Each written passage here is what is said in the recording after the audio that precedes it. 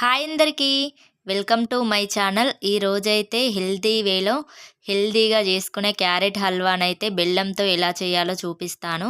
First అయితే క్యారెట్స్‌నైతే మొత్తం peel చేసుకోవాలి. పైన తొక్క మొత్తం తీసేసిన తర్వాతనైతే వీటితోని చేసుకోవాలి. డైరెక్ట్‌గానైతే ఎప్పుడు చేయొద్దు వీటిని.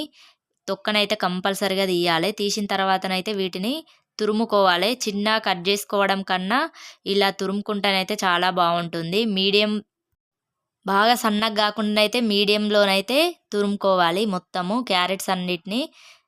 తురుముకున్న తర్వాతనైతే ఇలా అవుతుంది గదా! ఇలా మీడియంలోనే తురుముకోవాలి. నేనైతే ఒక హాఫ్ కేజీ క్యారెట్స్ తీసుకున్నాను. హాఫ్ కేజీకైతే ఇలా ఒక 2 కప్స్ వరకయింది.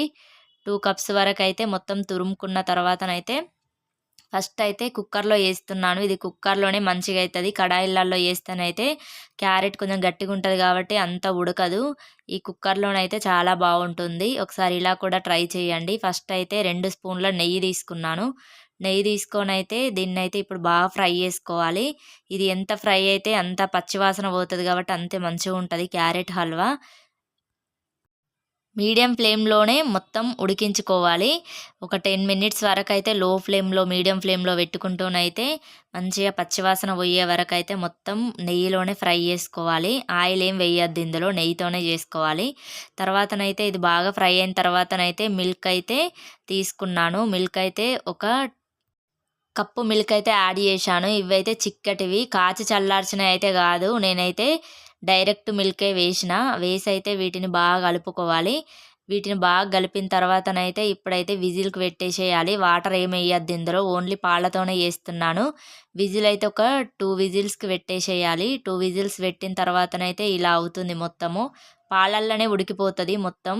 ఉడికిన తర్వాతనైతే ఇలా తీసుకోవాలి. ఇలా తీసుకొనైతే బాగా మళ్ళీ స్టవ్ ఆన్ చేసి అయితే ఇలా మీడియం ఫ్లేమ్‌లోనైతే బాగా ఉడకబెట్టుకోవాలి. పాలు మొత్తం ఇనికే వరకైతే ఉడకబెట్టుకోవాలి. ఇవి ఉడుకుతున్న సమయంలోనైతే బెల్లంనైతే ఒక కప్ యాడ్ చేసుకుంటున్నాను. చిన్నగా కట్ చేసుకోవాలి బెల్లంనైతే. డైరెక్ట్ ఏస్తేనైతే తొందర ఉడకదు.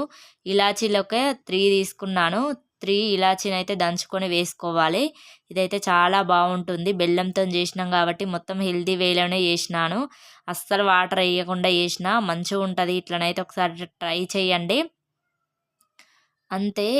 ఇందులో ఉన్న బెల్లం కరిగిన తర్వాతనైతే ఇట్లా ఒక 5 మినిట్స్ అయితే మీడియం ఫ్లేమ్‌లో పెట్టుకొనైతే ఉడకబెట్టుకోవాలి. మొత్తం బెల్లం కరిగి మొత్తం హల్వానైతే మంచిగా ఉడికే వరకైతే. తర్వాతనైతే పక్కననైతే ఒక చిన్న కడాయి పెట్టుకొని అందులో నెయ్యి వేసుకొనైతే ఇలా డ్రై ఫ్రూట్స్ అయితే లో ఫ్లేమ్‌లో పెట్టయితే మంచిగా వేయించుకోవాలి. నేనైతే కాజు, బాదం తీసుకున్నాను.